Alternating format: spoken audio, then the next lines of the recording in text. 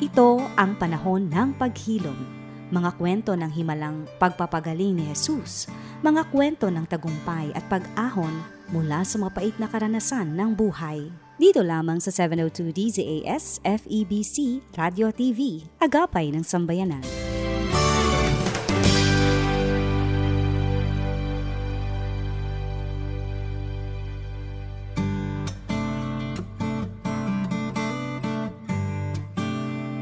Magandang gabi po sa lahat ng ating nakikinig ngayon at hello world sa iba't ibang dako ng mundo. Kayo po ay naka-tune in sa ating programang Sa Panahon ng Paghilom, kung saan pinapakinggan ang inyong nararamdaman dito lamang sa FEBC Radio TV 702 on your AM dial DCAS.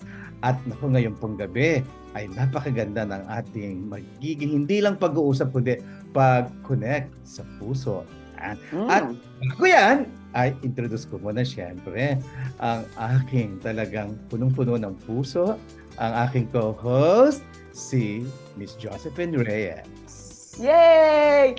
Magkasama na naman tayo. Alright, magandang gabi po mga kaibigan. It's another Saturday date dito po sa FEBC DZAS AM. Kung kayo po ay kaka-tune in lang, kami po ay mapapakinggan sa DZAS Radio TV at ganun din po sa Facebook, sa Living Waters at ganun din sa DZAS. Kung meron po kayong nais na tanong, type lang po ninyo or ipadala nyo sa amin. We will try to answer your questions. But anyway, for those who are listening right now, magandang gabi po sa inyong lahat. At sana po nasa mabuti kayong kalagayan. Kami naman po ay talagang eager na pag-usapan ang topic na ito sapagkat ay a lot of us, sabi nga, sana all, ganyan, na talagang every day you are in love and you're feeling love. Sabi mo nga kanina, Boogie, talaga namang parang nasa cloud 9 yung ating guest. Naka-float. Alright. So anyways, mga kaibigan, mamaya po yan, introduce namin ang aming pong panauhin. But for the meantime, Boogie, nasaan ka? You were away. You were a guest of something sa General Santos. Diba? Oo, talagang medyo pupungas ako. Madaling araw na kaming nakarating kagabi. Lumipat kami from General Santos kami galing, pero sa Davao kami nag-flight out. No? It's been beautiful 5 days. Nag-road trip kayo. Road trip kami. Sarap nun. Ganda nung no? Oo, meron kasing nagbigay sa amin ng regalo. Napuntahan yung Eden Garden. Ganda no. 7 hectares of lush garden. Oh, how nice. Masarap na honeymoon place yan. Oo nga, kaya dapat may honeymooners place doon, parang hinihintay lang si Madi at si Gahaw. Yung ating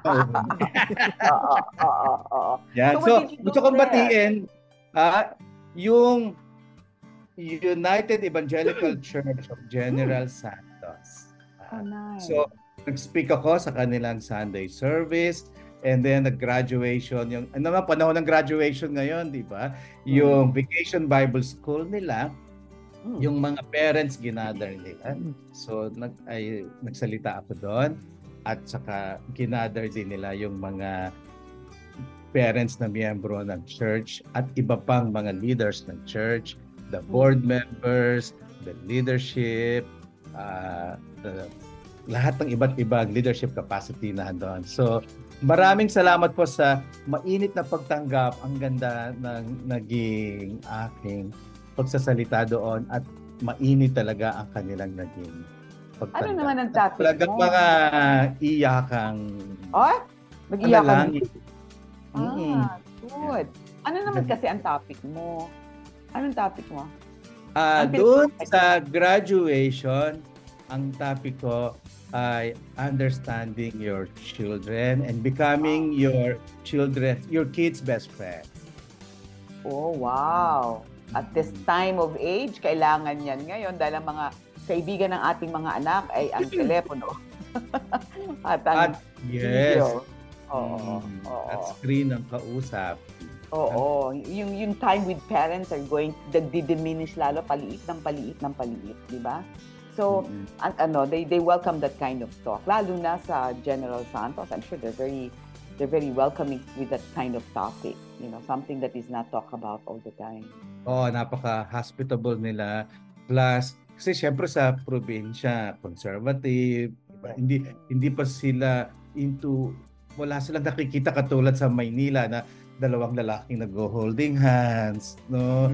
Or pinag-uusapan ang same-sex marriage or ka-approve lang ng divorce, di ba? Sa Kongreso. So, yon, I spoke into that na ito ngayon yung boses ng kultura na ginagalawan ng ating mga kabataan. Na kahit anong magandang turo natin sa kanila, which is good, ay hindi natin pwedeng pabayaan ang eskwelahan lang, lalo na public school, no? At ang social media lang ang panggagalingan nila ng information o ng kaalaman. That's very nice. Oo, maganda yan. Dapat yan sa mga talagang, if you could only go around all sa Pilipinas at talk about that, kasi na ano yan na timing yan. That is talagang kailangan pag-usapan. Kailangan ibukas. No? Yes. Naku, JR, yan ang naramdaman ko. Kailangan talagang sabihin sa iba't mga simbahan. Kasi sabi mo nga kanina, very conservative ang Pilipinas lalo na sa mga probinsya. They really don't talk about that. Diba? Totoo. Hindi naman nila realidad yun Pero marami sa kanila hindi aware, papunta na sa Pilipinas. Kasi hindi lang local leaders natin na nagdi-decision ngayon, may global na agenda. Oo. Karamihan sa atin ay kailangan magkaroon ng kamalayan tungkol doon. Tama yan din. Gawin mo yan. Tama yan din. Gawin mo yan. Umikot ka at para mo ng awa. Wag lang Sabado. Kaso yun yung graduation. Iniingat mo ako Kaya kailangan samahan mo ako para doon na tayo mag-program. Yes. I like that. Kundo yun. Bawa nasa gitna tayo ng Eden Garden, tapos doon tayo live broadcast, di ba? Maganda yan. Tayo Adan at Eva yung dating natin sa Eden Garden.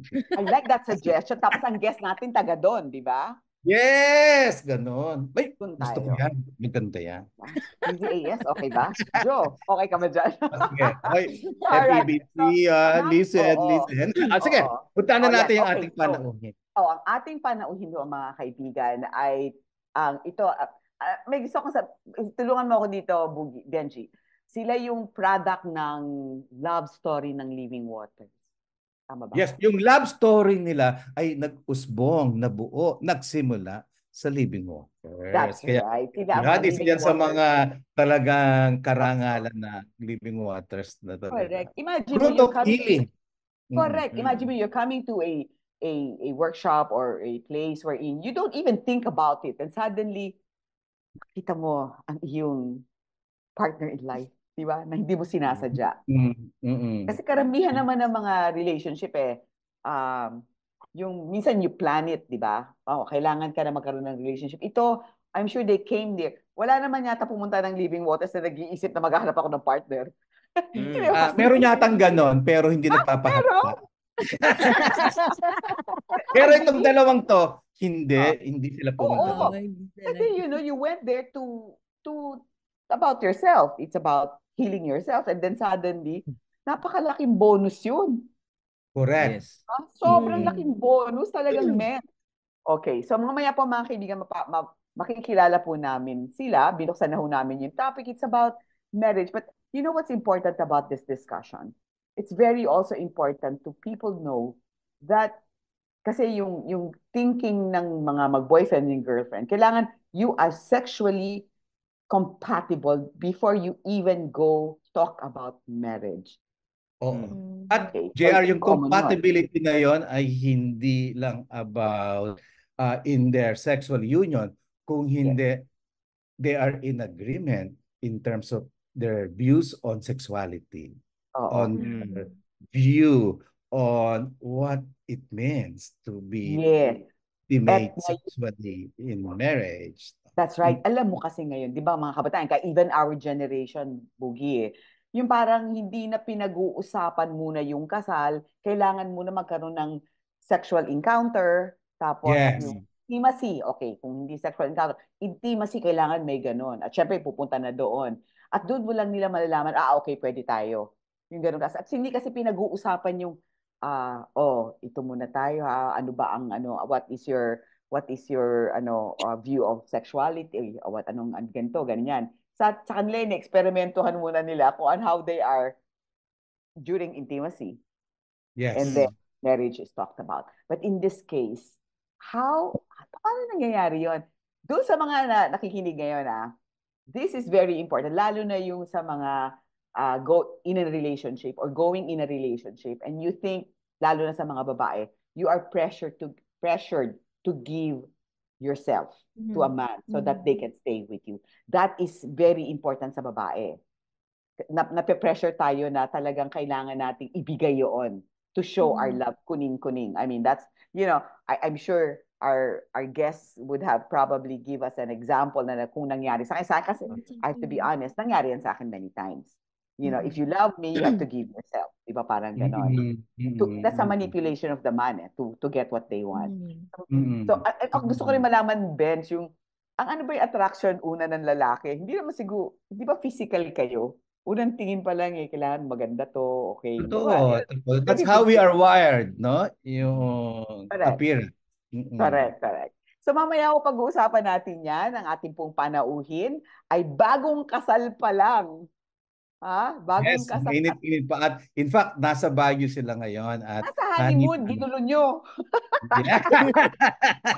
Hindi, kailangan naman magpahinga kasi baka hindi na makalakad yung babae. Natawa tuloy, nahiya tuloy yung guest natin ko talaga, Boogie. Diretso talaga. May pahinga. Ito ang pahinga. Kaya so, you will, yan po ang guest namin ngayon. At marami na medyo,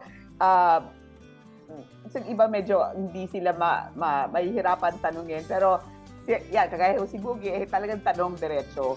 Oo. So, kung gusto nyo maintindihan at marinig po ang topic na ito, wherein ang ating pong pag-uusapan is sexual purity bago po kayo ikasal. At ano pa yung mga issues before that. Sa pagbabalik po ng ating programa dito po sa DZAS FEBC sa panahon ng paghilom. Ito ang panahon ng paghilom. Kapag tinawag ka ng pagmamahal, sumagot ka agad. Panatag, marangal. Naririto ako at handang maglingkod. Sundin mo ang sariling puso't kalooban, hindi ang bulong, bighani at tukso na mga wikang banyaga sa iyo. Matitiis mo ba ang patalim ng balakyot? Magtitiis pa ba sa gisi ng maiksing kumot?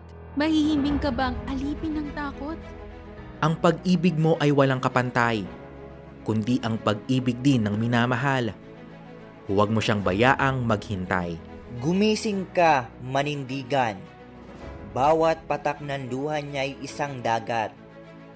Bawat ngiti ng tagumpay niya'y watawat. Kapag tinawag ka ng pagmamahal, sumagot ka agad. Matatag marangal, walang bakit, sana maglingkod. Ito ay hango mula sa tulang Mamamayan ni Rio Alma. Paalaalang hatid ng inyong 702 DZAS FEBC Radio TV, agapay ng sambayanan. Sumasay papawid mula sa Maynila. Ito ang Far East Broadcasting Company Philippines. FEBC. Himpilang 702 DZAS. Agapay ng sambayanan. Ito ang panahon ng paghilom. Alright, mga kaibigan, nagbabalik po tayo sa ating programa sa panahon ng paghilom. At syempre pa, nabitin natin inyong kanina po ang ating pong discussion ay tungkol again for sexual purity. At napaka-timing ito po sa ating pong mga kabataan ngayon, who's going in a relationship and probably not thinking of marriage, but going into something like that. But, the importance of purity, di ba? Matutulungan tayo ng ating guest tungkol dyan. But before that, Boogie, may tanong ako. Nung nagkaroon ka ng relationship, did you ever think of marriage immediately? Kasi ako talagang unlike Sigaw, ay matanda na ako noon. Talagang napukaw ang puso ko, as alam naman ng karami ng mga listeners na nanonood sa atin, I came from a homosexual background. So, ako noong magdesisyon na I will pursue a woman seriously, kasi may mga iba na just playing the game. Talagang I was thinking of marriage already. So kasal na yun. So the next girl, the girl is going to be your wife na. Yes. And not just because I'm on the right age, kung hindi, talagang ayoko na napaso na ako sa just for the fun of it, or just because na-insecure ako, may girlfriend na yung mga kaibigan ko. And that was real for me, Para ba, magre-reunion, sinasabihan ako na, ano ba, wala ka pang asawa, nag-asawahan na yung mga kaibigan mo, may anak na, naiiwan ka na sa biyahe, yung ganon. So, I did not want na manggaling sa pressure. Pero na-pressure ka. Parang the first woman that comes along, okay na. Yes, may pressure din. Pero ito, yung the one I married, si Hazel, ay hindi from pressure. But from pleasure. I knew you're gonna say that. I'm sure you're going there. But okay, talking about pleasure, did you even think about that? I mean, before getting married, you would have a sexual or intimacy with her so that you will know if this is the right person. Well, again, sa background ko, merong fear na can I do it? Can I satisfy my wife? And I know there are some men also, kahit naging promiscuous sila, ay takot sila na, am I going to do this in a pure way? Kasi sanay sila na really do it. Na to get just the pleasure, di ba? So, hindi nila alam paano pagka yung committed lang sila to one person. Na they will live with, at karamihan kasi nakipag-sex tapos wala na.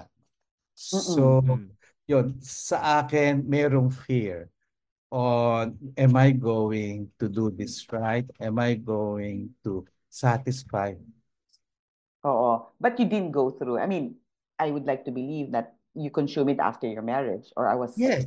Yes. It's a beautiful feeling, I suppose. That you can relate to our guests.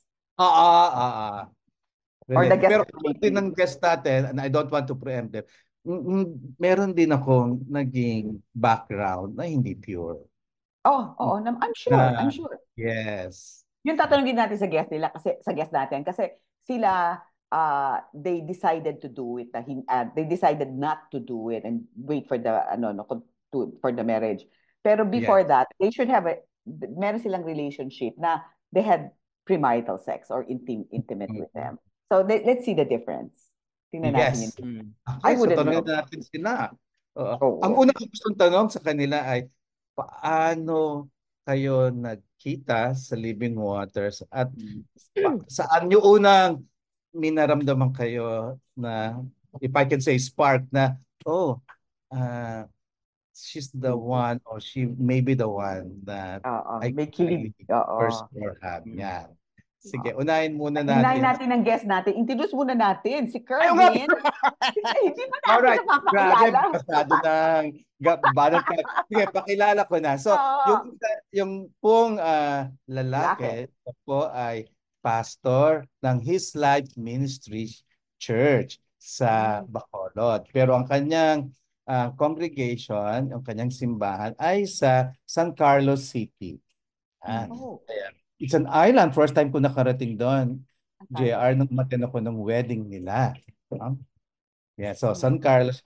At ito bang pong babae ay siya po ay sa isang nanggaling sa isang Catholic Charismatic Ministry na nakikipag-partner ang Living Waters. Ito po ang yung kay Bo Sanchez na ministry na the name escapes me at the moment. Feast. Yan, galing siya sa Feast. At talagang nung pumunta siya sa Living Waters ay naghahanap siya ng healing, siya na lang yung magkwento nun. So, yun, Wala doon sila sila talagang connection in any way. Wala silang wala, connection. wala. Talagang Yeah. living waters couple kayo. Yes. At talaga, ang Living Waters kasi ang core niyan, yung to love well, to learn how to love well. At yon, talagang sila yung fruit nun. All right. So, Yeah. Kervin and Maddie. Mr. and Mrs. Gaw. Gao. Wow. Gao. Yay! The Gaos. Mr. The and Mrs. Gaos. Gao Yay! na. Nice! Pakita ang wedding ring. Ito po. Ito po. Ayan! Okay. Wow! Ang ganda naman tingnan. Nice! Yan. At sila ay Oh, what? so- 2 weeks pa lang? 2 weeks ba? Tama ba ako? 2 weeks pa lang married? Opo, 2 weeks pa lang po. We got married last May 17 po. Yun, May Ay, 17. kilig!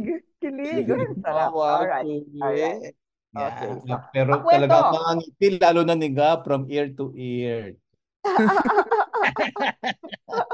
Okay, kwento ninyo, how did you meet in ano? I mean, you went to Living Waters without, you went there for the program, for the healing and all that. And suddenly, after how many weeks you have a relationship. But anong nangyari? Anong storya doon?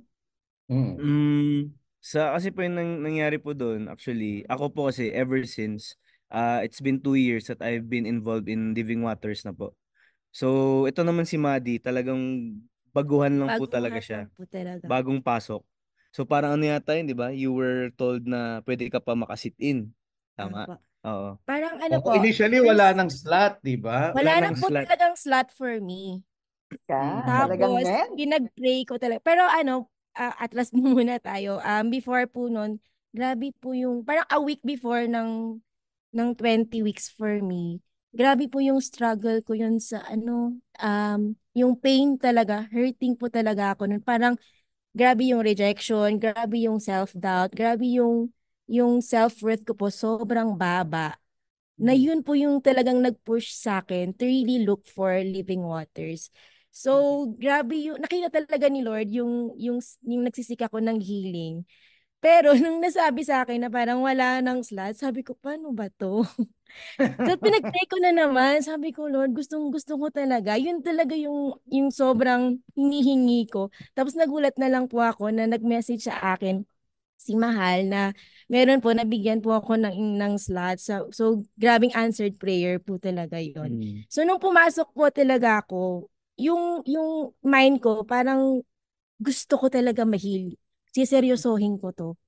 Ganun po yung yun yung heart ko. Parang ayoko muna ng ibang like sa ministry, parang gusto ko lang talaga yung ako kasi Jesus muna. Yun lang talaga yung focus ko. So hindi ko po siya napansin. Although nag-teach po siya. Although inamin ko naman po, the first time I saw him, I really find him cute. Pero yun lang po, parang Yung una mo siyang makita, nung una mong makita, cute siya. oo, parang ay ang cute naman nito. Sabi ko na eh. Pero hanggang doon lang, alam mo yun, yung parang dumaan lang yun, ay ang cute niya. Tapos gano'n na, sobrang alam yun ni Lord, sobrang focus talaga ako sa healing. Kaya hindi ko siya yun lang yung napansin ko, tapos wala na. Tapos, Yung ano daw yung pagka-cute mo noon, panandalian lang muna. Ngayon, pang matagalan Pero you know what? Pero you know what, Kervin, ha? Focus na focus siya, pero nung dumaan ka bigla siya nawala po konti. Tapos, okay, balik ulit. Oo. Okay pa rin. Ginulo mo yung mundo niya for few seconds. Okay lang din. Opo. Parang ganun. Then ako naman po, kasi during that time, I was also in the process pa rin po ng dealing with my issues like rejection and abandonment. Ako naman po, while doing the 20 weeks, meron din ako mga planong ligawan, may mga gusto rin ako mga girls before her. Pero nung nakita ko siya, na-attract din ako sa kanya. Sabi ko, ang ganda nito. Kasi yung gusto ko rin po kasi at that time sa babae, yung mas matangkad ako compare sa kanya. Kasi cute kasi itong asawa ko eh. So, ayun. Pero during that time, sabi ko, okay, maganda siya. Pero sabi ko, okay, dun muna ako sa dapat kong i-focus. And at the same time, meron pa akong niligawan. Pero nagsimula po talaga yung nagka-conversation kami nung malapit na po matapos yung program. Doon po Mm. talaga. So, Gaw, nung una mong makita si Maddie, may nililigawan ka, ibig sabihin, gusto mo na magka-girlfriend during that time. During that time po, opo. Backstory lang po. May mga nililigawan ako during that time. Wow, Pero, mga sabay-sabay, ha? mga, sorry. Pero Mga talaga, yun na. Pastor? Opo. Mga. Yes po. Oo. Hindi pa Pero sa mo ito po talaga, mga na pastor pa, no? Oo nga. Salamat po. Pero during Ah. that time po, kasi nangyari, every time I will court somebody, palagi po answer sa akin is no. So I think during in that span, parang nakalimang no yata ako. Kaya marami. Kasi naging Marami sigurista. po. Yes po. Ay, namin, Parang palagi may spare tire, parang ganun. Pogi mo naman. So ayun. So yung syempre, limang beses na no, may naramdaman ka bang parang rejected ka o wala na yatang magkakagusto sa akin? Actually nakapunta po ako dun sa point na yun. And nasabi ko rin po sa team ng Bacolod sa Living Water, sabi ko sa kanila, dahil sa sunod-sunod na po yung no, sabi ko, Lord, pahinga muna ako. Okay.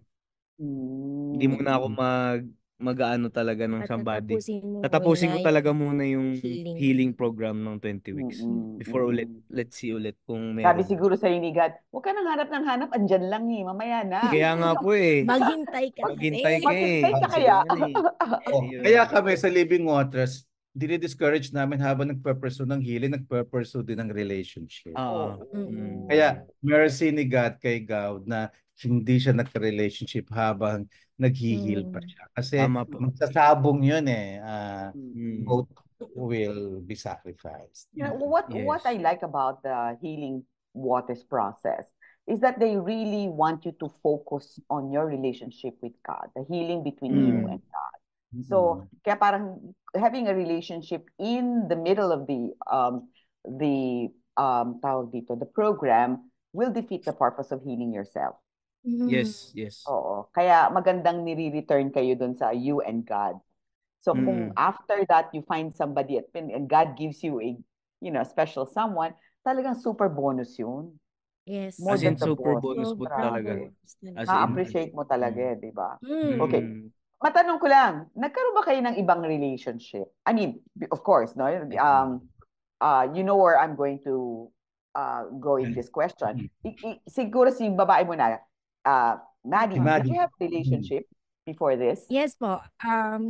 The last relationship that I had before him was, medyo matagal na din po 2014. Kasi po nag-focus ako sa ministry. Pero yun, ang relationship ko po nun very, more on physical and sexual. Kasi po, sa 4 kong boyfriends, parang yun lagi yung pattern. Parang kilig, tapos pag habang tumatagal, parang yung grabe kasi yung insecurities ko po dati. Parang kailangan ko munang mag-give in sa gusto ng lalaki to have sex para magstay siya. So, ganun kababa yung self-worth ko na kahit alam ko na mali, pero nangingibabaw kasi yung hunger ko for the love and yung, hindi ko nga alam kung love yun.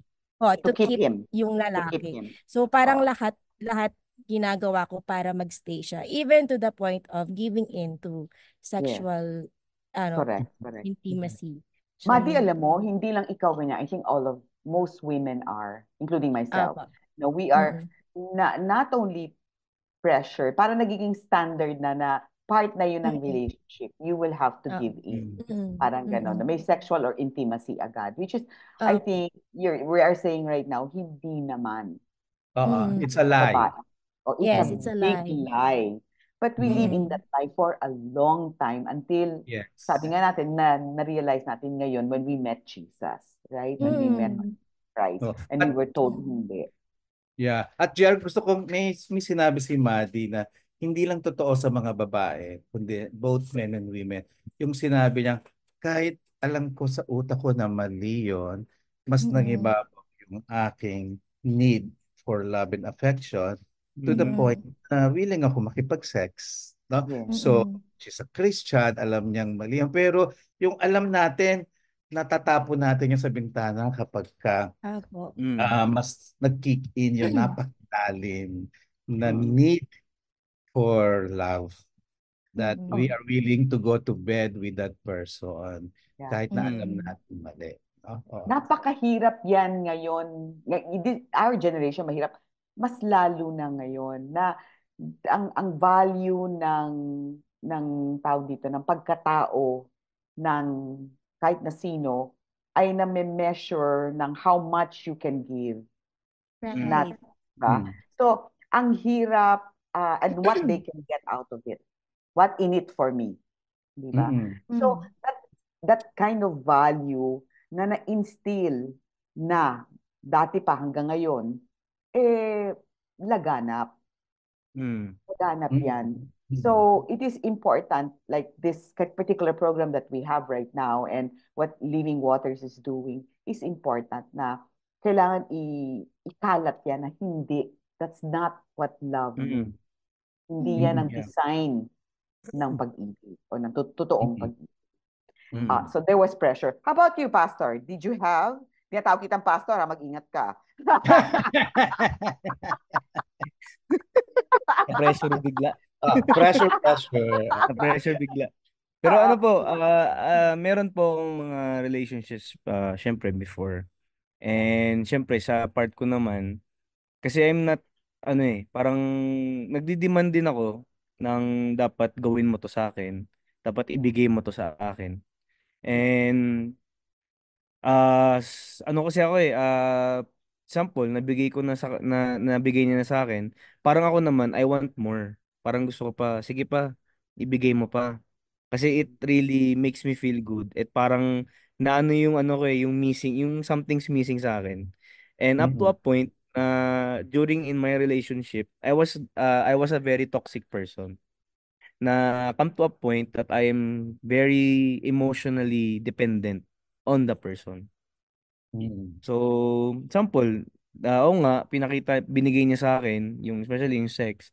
Pero parang in the end of the day, parang I am wanting more, not just the physical, but also the emotional. Kasi in my past relationships, parang, example, parang hindi mo lang ako masabihan ng I love you, parang hala, nag-overthink na ako. Parang ganun. Hindi mo lang ako masamahan or mabigyan mo lang on time. Parang nasa isip ko, parang ano na, siguro may kasama kang iba, no? Or siguro you're spending time with other people.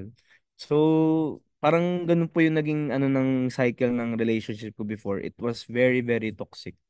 Very, very toxic sa akin. Benji, di ba, ano yan, may kinalaman yan din, yung mga feeling na ganyan, that na binibigay sa partner nila before, yung relationship nila outside the family, is coming actually from a deeper sense of need and want na hindi na fulfill.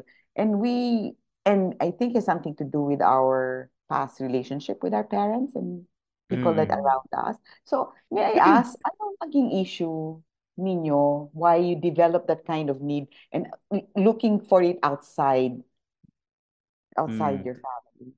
Ako naman, ito nung una nahiya talaga ako i-share, pero nung nag-Living Waters ako, I was not ashamed anymore kasi po grabe po yung need ko for love and affection kasi po I am an adopted child.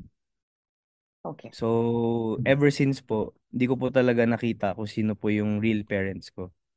And syempre, nung nalaman ko rin na syempre pinamigay ka sa bahay ampunan, meaning ever since pa lang, you are already abandoned and rejected. Parang dun pa lang po. So, as time passes by, meron pong nag-adapt sa akin. Pero parang ganun pa rin po yung naging istorya ng life ko.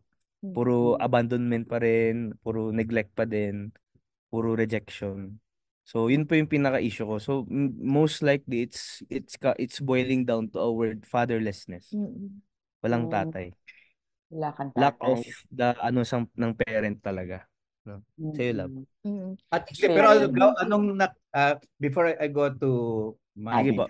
yung naging yung bang sinasabi mong feeling mo hindi enough lang yung physical sex, kailangan ka ma-assure ng love. Would you say that is one manifestation noong fatherlessness mo? Or kung hindi Opo, man, ano yung naging effects actually, niya? Actually, Abandon. nung pumasok po sa relationships talaga nung mga past ko, it's very hard for me na parang ako mismo pa yung, may mga times na ako talaga yung naghahabol ng love towards the girl na ibigay sa akin. Gawin mo naman to sa akin.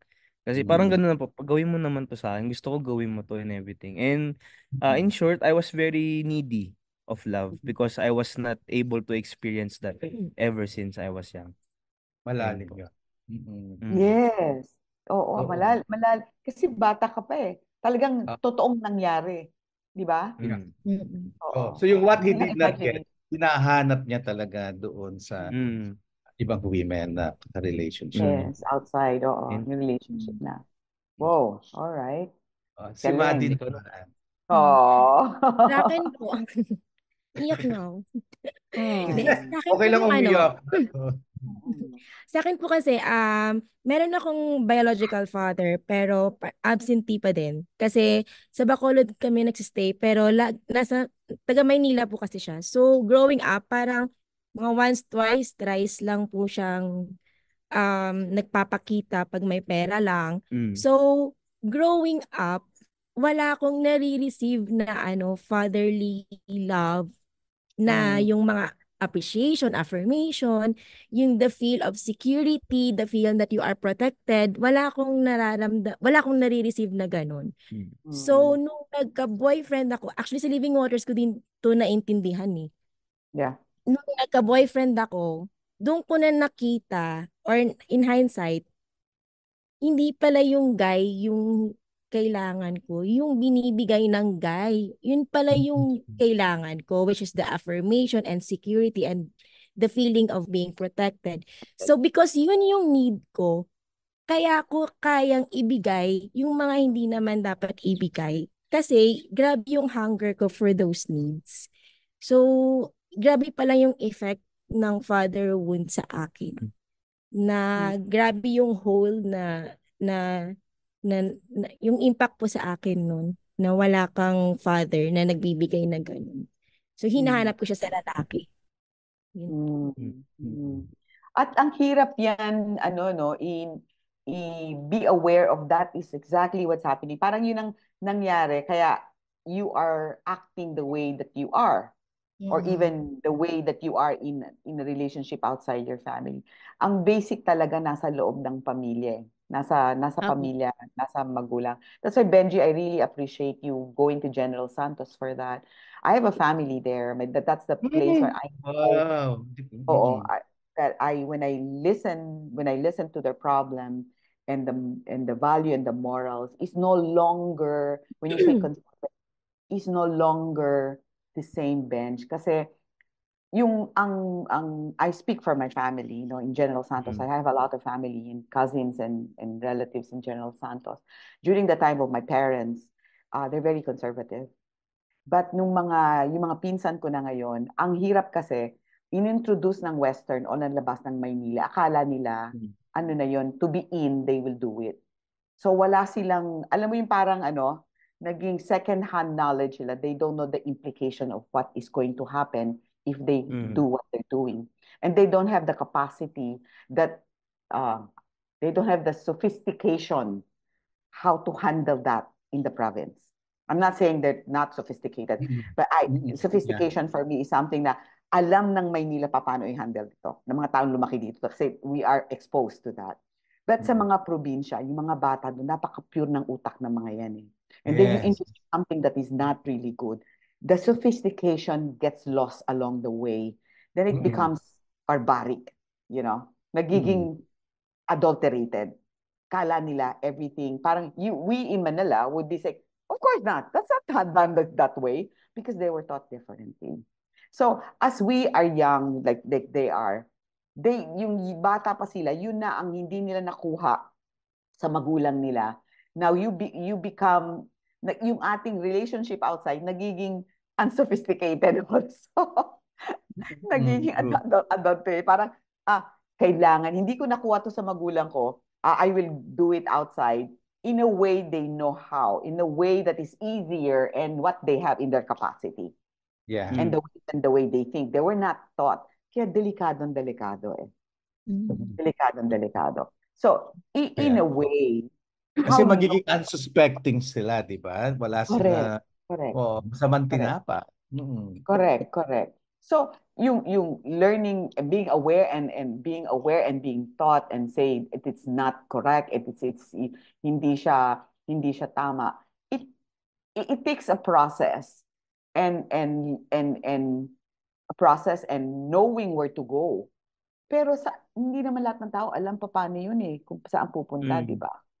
In your case, Kerwin and Maddie, who introduced you to that process, going there instead of waiting for it to happen? Parang kasi naglinger kayo doon eh, di ba? Naglinger sa okay, to give myself to this person. I want your love. You have to do this and that. What draw the line? Na parang, teka muna. I must heal this. There's something wrong. What happened? Saan Kasi po, what actually po sa the process, nung dumating po yung Living Waters, especially nung na-introduce po yung Living Waters sa church. Kasi syempre, yung mga ganitong topics po, come on, let's be honest, hindi talaga Yes. siya na pag-uusapan deeply Oh, in churches. Kahit Mm. ako pastor na, it's not really talked about. talk about. And nung na-introduce yung Living Waters sa church namin, parang um, is this normal? Parang, is this okay to talk about? Parang ganun. Yung mga ganun ako notion eh. Especially nung first na punta nila. Is this really, bakit sabi ko, ba't parang mas grabe yung expose nung mga needs ko pala. And na-realize ko, while I was in that process of my healing journey, na parang nasabi ko na na I am not afraid anymore of where I've came from and what I am going, anong pinagdadaanan ko. Because if I never acknowledge that, I will never undergo the process. So parang doon na po nag-draw ng line. Nasabi ko, kasi nakakapagod din yung paikot-ikot na yung parang, okay, naman the Lord is there. Parang ganun, naman the Lord is there, the Lord is here. Pero syempre, if without acknowledgement of what's your real state, parang hindi mo malalaman if sino talaga sigaw na ginawa ni Panginoon para sa iyo. So, yun po yung nasabi ko, okay, this has to stop. So, ayun po, in every day, I acknowledge it na ganito ako, ganito yung dapat kong i-go through, kailangan ko pang i-deal with, para at least I know how to maneuver things. Especially if matrigger ako, may mga issue na naman ng scratch, or may mga bumabalik, at least now I know. So, doon po yung nag-draw line for me. At hindi lang Jesus is there, kundi Jesus is right there in the pain. Yun po. Winelcome po natin si Jesus sa pain. Maging buhay siya. Yes. So gusto ko nang to delve right in at baka kapusin tayo sa oras dito. Paano sa inyong pagkakakilala at pagkikita kayo nagdesisyon na no, he or she is the one for me. The one I will spend the rest of my life with. Ano po? Actually, yung relationship po kasi talaga namin, dun ko nakita yung fruit of healing talaga. Both sa aming dalawa. Kasi yung nung naging kami, inamin ko yun sa kanya, hindi ako sanay on how he treats me. Kasi yung past relationships ko, sobrang yung pagtrato sa akin parang sex lang, tapos wala na. Parang ganun lang. Yung sa kanya, ang dami kong first time. First time ko na yung commitment niya po na hindi po mag-sex before marriage, yung respect, tsaka yung affirmations. Ay, yun po yung parang nung una nga, parang sabi ko sa kanya, totoo ka ba? Gumanon po ako. Tapos nagkaka-anxiety po ako. Tapos, kasi nga pala, kasi hindi ako nasanay na ganun yung treatment sa akin. So, yung una, nag-struggle po talaga ako to receive. Medyo nag-struggle ako to receive. Totoo yun. Oo. Pero, thankful din ako sa Living Waters na pinapaalala sa akin ni Lord yung mga moments, especially yung topic namin sa Acknowledging the Need. Na binibigay na ni Lord yung kailangan ko through Him. And it's time to receive na. Yun yung pong sinasabi niya palagi sa akin na for the longest time, yung nare-receive mo is parang basura ka. Your worth is napakababa mo. And now the Lord is also talking to me and telling me na to treat you right. Yun po. So, yung una talaga, nag-struggle ako. Parang, totoo ba to? Ganyan. Pero po, yung consistency niya po kasi, dun na-gain yung trust ko na, totoo nga pala, na kapag yung guy po is really came from healing, yung fruit po ng healing na yun, ako yung nakaka-receive po ngayon. So, yun po. Kaya ngayon, pag sinasabihan ko po siya, napakaganda mo, noon, pag laging reply niya, talaga ba? Parang ganun. Tapos ngayon, pag sinasabihan ko na siyang maganda siya, sabi ko, love, maganda ka talaga. Thank you. Receive lang. Ay, nice. Wow, Kinikilig yung mga nakikinig. Grabe. Parang nasanay siyang uminom ng soft drinks na matamis nga, pero mas lalo lang siyang nauuhaw. Diba? Pero yung binigyan na siya talaga ni God na talagang pure water, clear, refreshing. Tsaka may I-add lang po, yung din po, yung relationship ko sa kanya. Kasi meron din pa akong codependency dati. So nagulat din ako nung naging kami na parang yung individuality namin nandun pa din. Parang parang it's okay if you do your thing. It's parang okay din sa kanya if I do my thing. Parang we even though kami, pero we still continue to grow with the Lord individually. So yun yung napaka-healthy po ng relationship namin. Yun. Tsaka yung mga listeners natin na ano ba yung codependency, no? Ang codependency po yung bang tingin mo hindi ka kumpleto kung wala doon yung tao o kaya kailangan mo siyang tulungan, lagi mo siyang kasama na parang linta na kailangan. So yun po. Okay. Maalagaan siya ng isa.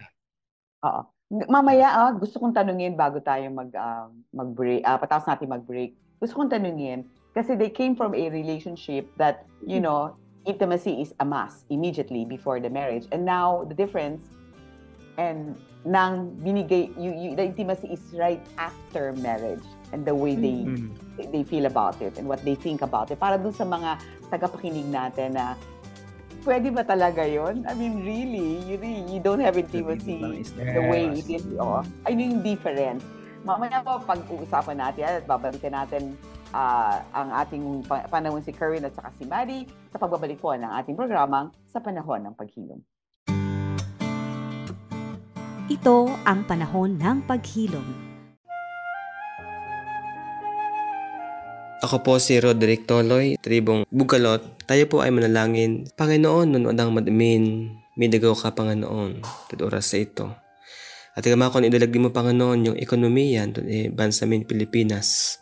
Nun si kayong uwi, Panginoon, patabot so. Dalangan ko din, Ama, yung nun kumpanya, nun business, nun i-bless mo, Panginoon, ito. Para uwin, on out, Panginoon, on tabot uwi. Yung ekonomiya, Panginoon, lugad mi. At dalangin ko, Panginoon, na sana ay uado yung mga foreign investors nun invest, Panginoon, lugad mi. Para mangkawadaan nun, ni mauadon talabako. Para di maaway talabako to, Ama, ay mangkawadaan do. Para makadupi man, nun, uwin, bangon, Panginoon, unsiyakin, awat, tabot yung ekonomiya to Pilipinas.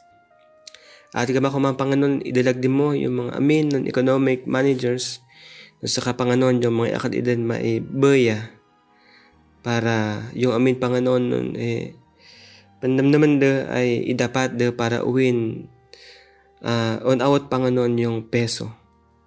Panginoon, ito yung pan gumakon idalangin di mo oras sa ito. At manmadawa kang sibagan mo. Panginoon, sa imanalagang magamakon idalag di mo, pandayok di mo, dalayan ko di mo iman nga dani so. Amen.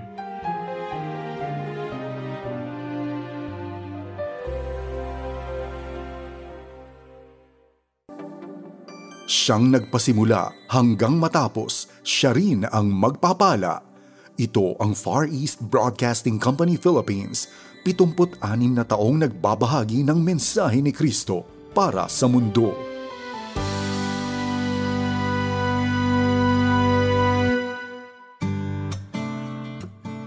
Ito ang panahon ng paghilom. Magandang gabi pong muli sa inyong lahat. Kayo po ay patuloy na nakikinig at ito po ang huling yugto ng sa panahon ng paghilom. At tinatalakay po namin ngayon ang ano ang kahalagahan ng to be sexually pure especially and to really wait with God's blessing on marriage bago po magkaroon ng consummation in our sexual relationship and paano po talaga mag-connect ang isang mag-asawa na hindi nagsimula with taking your clothes off. No, there's so much there.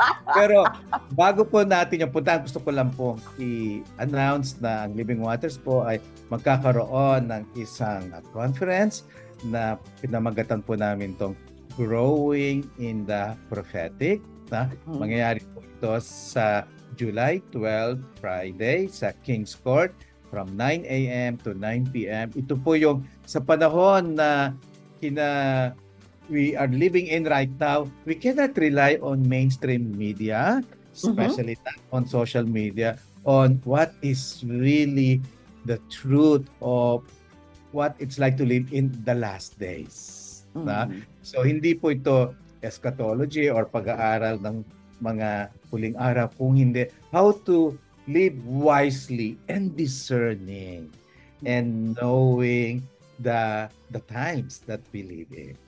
So to grow in deeper intimacy with Him, ang ating pong speaker, si Malte from Ireland, and then si Daniel from Germany, and si David is from Singapore. So ito po ay East meets West, no? Na they are all prophets and they are going to speak on growing in the prophetic. That's July 12. July 12. All right. King's Court, 9 a.m. Lastly, gusto ko rin i-announce sa lahat pong nakikinig natin na graduate ng Living Waters, naging bahagi ng team ng Living Waters, either sa Bacolod, sa General Santos, sa Davao, sa iba't ibang cities ng Metro Manila, ay magkakaroon po tayo ng gathering sa June 10, 5 p.m. Yan naman po ay magsasalita dyan ang ating coordinator ng Living Waters from Virginia, USA. Yung sinabi kanina ni Mads, yung codependency, ano ba ang itsura ng magkaroon ng healing? From dependency and transference. Yun yung mailipat natin sa ating girlfriend, boyfriend, husband, and wife, yung hindi natin nakuha ang pagmamahal sa tatay, nanay. Or, yan. So, very good. June 10, 5 p.m. sa Living Waters office sa Mandaluyong. So, for more details, tawagan lang po tayo sa 571-3904 or mag-email sa info@livingwatersphilippines.org. At ngayon naman po, habang nagpapatuloy pa rin discussion, may panahon po kayo, mag-comment lang. Gusto po namin kayong makaniig sa ating pag-uusap at later sa panalangin. Alright. Okay. Ang ating question na nakabitin na what made you decide and with Mads to really decide to be sexually pure in an age na kahit nga mga Kristiyano parang ginagawa na rin nila. No? Di ba yung during the break na nabanggit ko na yung soccer player na si Tim Tebow. No? Oo, gusto ng girlfriend niya makipag-sex sa kanya pero pinangatawan na niya, ayaw niya. At talaga nakipag-break pa yung girl sa kanya as we know. the Lord rewarded that kind of obedience na tingnan mo naman, Miss Universe pa yung napangasawa niya. Diba? Actually, more than being Miss Universe, a very mature, committed Christian. That's right. So, let's ask Gawa tungkol doon. Sige po. Let's be honest. Mahirap po talaga. Especially kami mga lalaki, we are really sexually wired. So, every day we think about sex. Pero kasi ang ano po kasi, yung nag-choose ako na hindi gawin, kasi it will really break the anointing in the marriage life na, to be honest. And at the same time, advantage din po kasi na not all the time I am there in Bacolod. Kasi yung place of my pastoring is 2 hours away from Bacolod pa. So, I'm not always present physically kung nasaan si Maddie. And I just always go there kung may mga events lang, kung may mga ano lang, kung may mga dapat lang puntahan or may living waters, dun lang po. Pero like saying na everyday, parang it's not really good kasi we are really prone to fall. So, and nag-decide din po ako na hindi siya gawin kasi gusto ko rin naman po na parang gusto ko rin naman i-honor si Lord through that. And para for me, it's my way of worshiping Him na hindi ko talaga anuin si Maddie pag ano na kami, pagkasal na kami. So, ayun din po. And kung may mga times na parang na-entertain ko yung nung thoughts na ganun, I just tumatakbo lang po ako. Parang ganun lang. And si Maddie. Hello? And si Maddie. What Yes. about Maddie? Wala. Can you hear us, Maddie? Ikaw, Maddie, Ayun. what made you decide to Ay, join the sa akin po kasi, naririnig niyo po ba kami? Yes, naririnig ka namin. Sa akin po kasi, after po ng Living Waters, na-restore po talaga sa akin yung ni Lord yung dignity ko, yung worth ko as a woman. So, yun yung nagstay po talaga sa akin. So, nung nag-ask siya sa akin actually na if he could pursue me, dun pa lang, parang nag-pray na ako. Sabi ko, Lord, may manliligaw po. Pero po this time, Lord, sabi ko, I don't want I want to honor you in this relationship. So sabi ko, Lord, pag nag-yes ako dito, tapos siya po, pag nagsabi siya or pag nag-ask siya na pwede ba, or even a slight of or stint na papunta po doon, pag-iwalayin niyo po kami. Ganun. Yun yung sinabi ko. Wag hindi po ayoko na po. Parang nagkaroon po kasi ako ng confidence nung that time. Yun yung maganda sa when you are so full of the love of Jesus. Yung need mo kasi na-fulfill niya na eh. So parang okay ka na. If kung ayaw niya or if hindi yun matutuloy, okay lang. Kasi sobrang contented na din ako eh. Kasi yung need ko na-fulfill naman.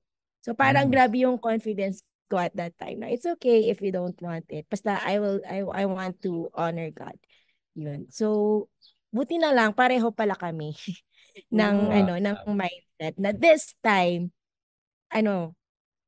I want a very honoring godly relationship na po. So yun po yung nagkalakas ako ng loob. Nakuha ko, Benji, sa talk nilang dalawa with regards to choosing to be pure before, to be intimate after marriage, is that si God talaga ang gumawa. It's not just them who decided on it. It is because, sabi nga niya ni Maddie, I was already confident because God is with me. That I will do what is right. Same thing with Kerwin, saying that the process was this time I'm doing it for you, for God.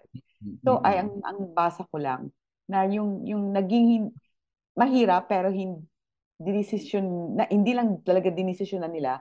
It is because God was there. the one who actually made them do it. Kaya Oo, kailangan kasi hindi naman nila kakayanin lang ng willpower yun, di ba? Nung sabi nga ni Maddie, Hindi po noong talaga. minute na ni God mismo yung need niya for affirmation, nakayanan niyang tumayo. I'm sure kung sigaw kahit mahal niya, naging pasaway at may ginawa siya. Talagang nakikita ko kay Maddie na she would stand.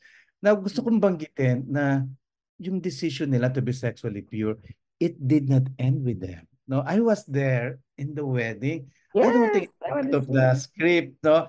Talagang Maddie and Gao gave us the honor to speak and to bless them, at nakita ko yung mga tao para bang sa totoo lang, majority of the couples ngayon na kinakasal, nag-sex na sila, no?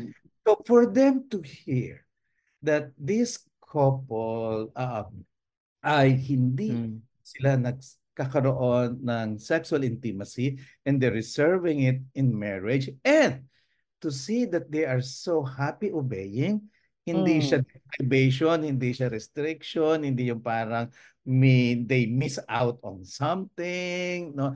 Pero kitang-kita namin sa kanila yung the fruit and the pleasure of obedience kay God. No, kasi si God naman, hindi siya, ang commandment niya is always for good, always for righteousness, always to build us up. So nakita namin yon sa kanila na the Lord really authored the marriage. No? Tama nga yung the first miracle happened in a wedding, no? Kasi nakita namin sa kanila when Gao spoke of how he had been unfathered, and yet our Heavenly Father gave him a bride.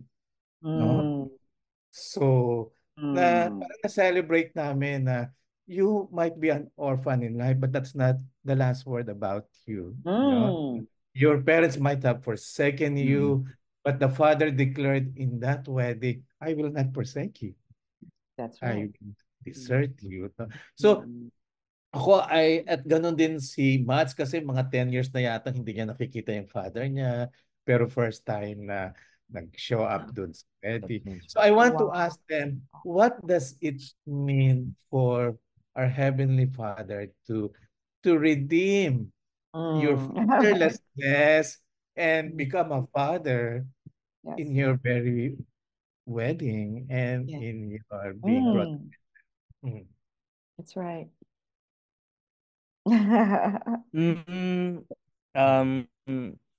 Napaka up until now, if we are looking back sa wedding, actually, we are still in awe of kung paano pinakita ni Lord sa amin that He is really a father to us. And especially in the area of yun, yung mga provision and everything. Pinakita talaga ni Lord na He is really a father to us. And we really, nung wedding na yun, we just said na, Lord, we know that you are embracing us, Lord, in our wedding. And hindi lang kami, but also you are showing yourself din sa ibang tao. And especially yung mga tao na nandoon sa wedding namin. So, ayun po. Sorry po. Wow. Si Maddie, pinaiyak mo. It is a Hindi kasi beautiful nung ano po, story. parang Sige parang lang. Kasi alam mo, a night nung before nakaraang the wedding episode po. natin, bago magsalita, nung nakaraang episode natin, nag-guest din silang dalawa, nag-pray kami na sana naman dumating yung tatay niya sa wedding. Kasi ang tagal niya ng dekada niyang ikikita. Tapos, it was answered. Dumating. Sige, Yes po. Matt. Yes. Ayun po, the night before the wedding po, while I was writing the vows, pero grabe lang yung moment namin ni Jason. Kasi po, parang ni-redeem ni Jesus lahat. Parang last year, parang lahat nawala sa akin.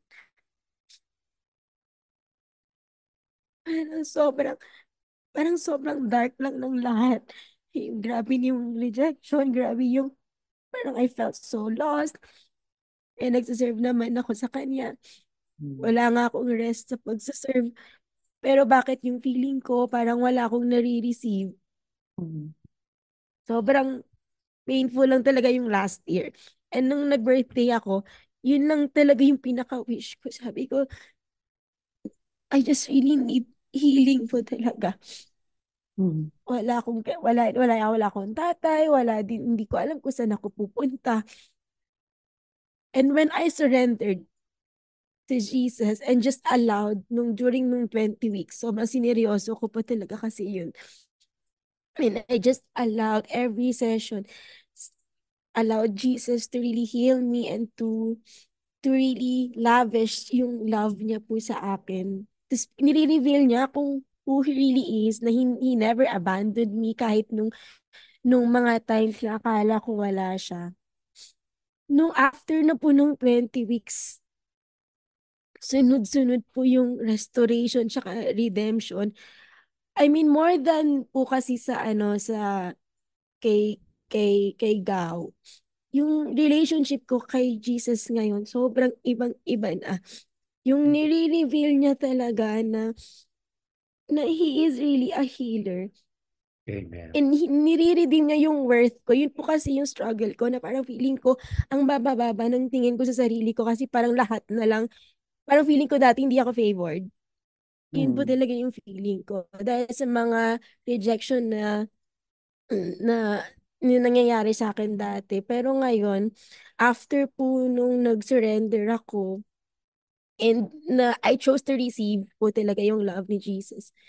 Doon po nag-start na ni-restore lahat ni Lord, even yung sa love life ko, pero more on on how I see myself. Hindi pala ako I am a gift. That I am a good gift. Kahit yun na po yung past ko na sinabi ko yun mo sa vow ko na parang I thought, I almost gave up in my belief sa marriage kasi parang feeling ko wala namang mag-accept sa akin kapag yun yung malaman nila yung past ko. Pero God gave me Gao na who really showed me na who always sees me as a good gift kahit yun na po yung past ko tsaka yun yung mga flaws ko.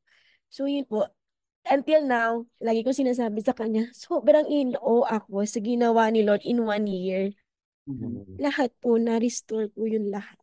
So, yun po. All right. We want to go on and on, but we have limited time. Siguro at this point, Benj, we'll ask the couple to pray for those who have experienced the same experience that they have, especially being fatherless, feeling of fatherless, and the restoration afterward. And doon sa mga maaaring makarelate sa storya nila that probably undergoing also the pressure of going into intimacy before marriage. Okay, Gao, would you like to... Before lang sa prayer, nabanggit mo kasi restoration, gusto ko lang i-highlight na there at least, in my knowledge, 3 miracles that happened in that wedding. That's not just na nag-overflow from the own healing miracle that happened sa union nila. One is, and I hope Mads won't mind it, I got to talk to the father at sinabi sa akin ng father ni Mads na humingi siya ng tawa doon sa mother, doon sa wife niya. Kasi doon pa lang sila nakita, no? And then I know may mga couples doon, at least I know of one young couple na nag-decide sila na we are also not going to have sex before marriage. They're beautiful young couple and they decided to keep pure. In fact, may in-invite pa silang another couple, bantayan mo kami kasi baka may gawin kami. Ganon sila kaseryoso. And then part by Gao and Matt story. And then I also know a story na naiinggit daw siya pag may nakikita siyang wedding kasi feeling niya inferior siya, pero ito naka-celebrate siya na walang end. So yeah, I just want that the yes that we say yes to Jesus does not end in us. It builds up others and gives them a safe place to also walk the path of purity. Yeah, so I want just to bless the two of you that your yes to Him provided a place for others to also follow. All Amen. right. All So, right. Okay. can we ask for a short prayer? Go ahead. Let's pray.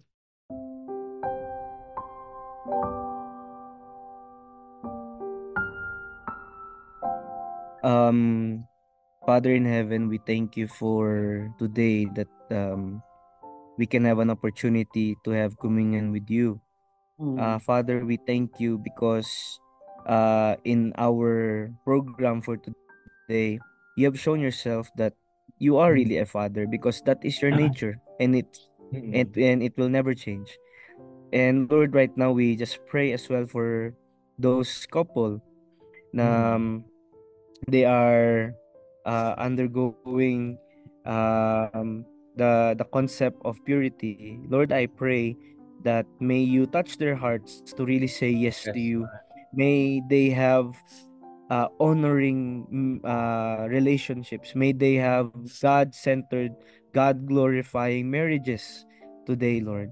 And Lord, we also as well bless ang mga couples ngayon that who is wanting to get married. Father, I pray that may they always choose you and at the same time choose the next generation na para Lord they will be an example to the next.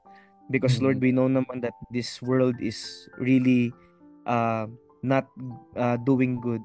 But Father, I pray that may we always counter the culture, and that is the culture of Jesus, which will always go to purity above all else. So Lord, we thank you for this program, and Lord, may you bless all the listeners today. And Lord, we just speak favor, blessings, and abundance to them. And we thank you for your grace, for your mercy that always sustain us day by day. So Lord, we thank you in Jesus' name. Amen. Amen, amen, and Lord, amen. And I also want to pray and lift up to you all the women. Yes. All the women po na who is also struggling with their self-worth, who is also struggling with their mindset that they have to really give in to sexual Lord. intimacy just to keep their man or para po may makuha silang affirmation. And then just Lord, I just pray na you would wash away that lie.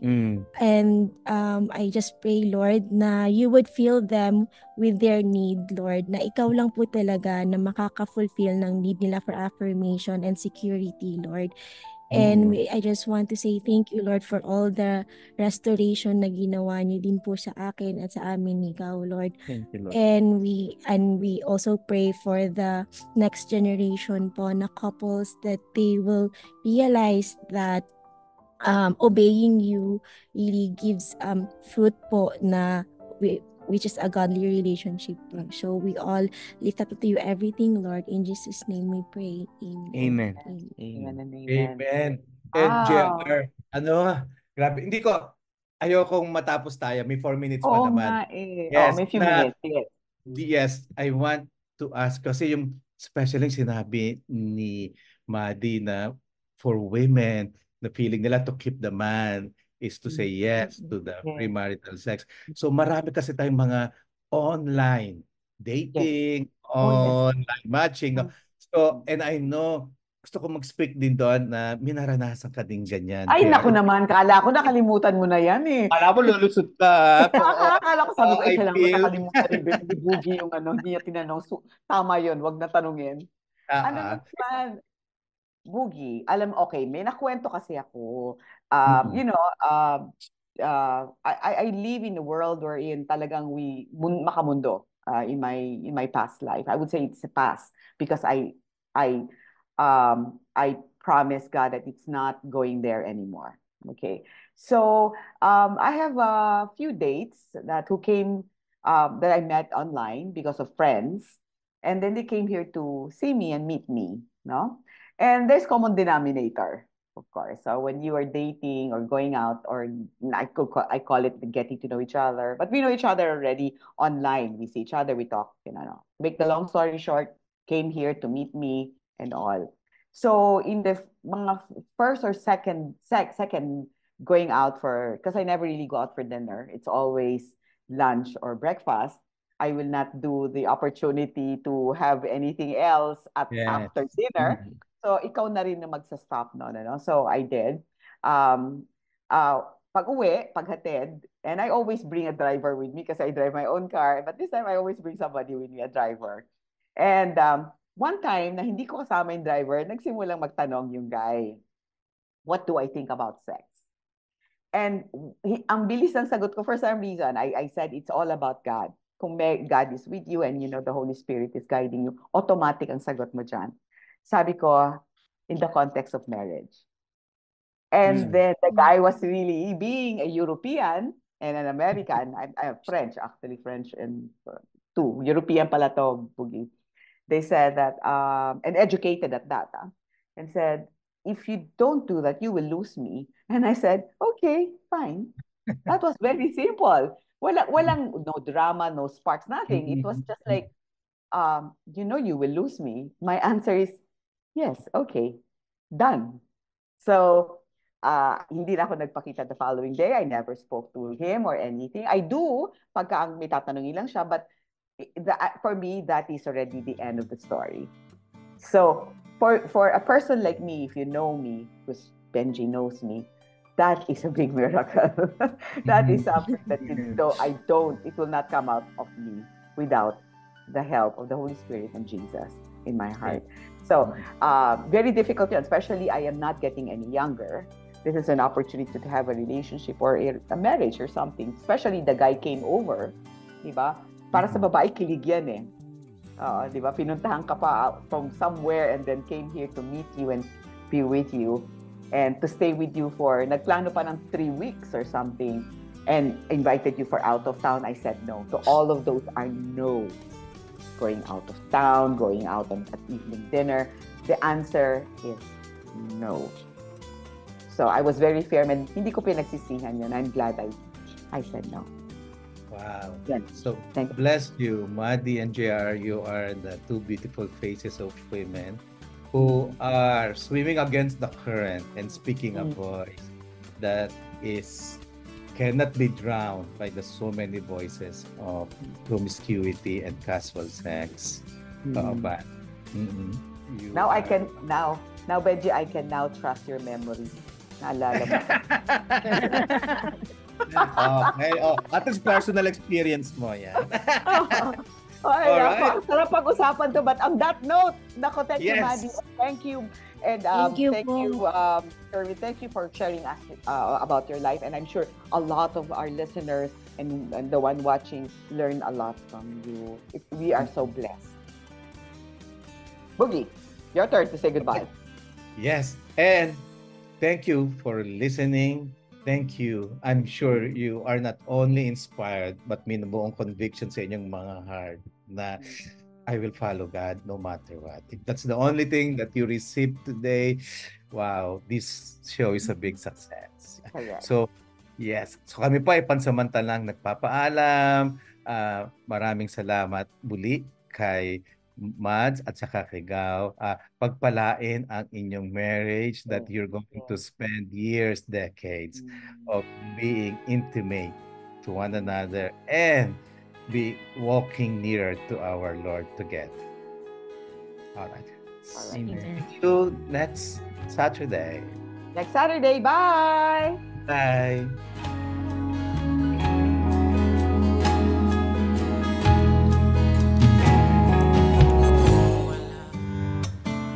Iyong napakinggan ang mga kwento ng buhay na hinilom ni Jesus sa kanyang tamang panahon. Hanggang sa susunod na Sabado sa programang Panahon ng Paghilom. Dito lamang sa 702 DZAS FEBC Radio TV, Agapay ng Sambayanan.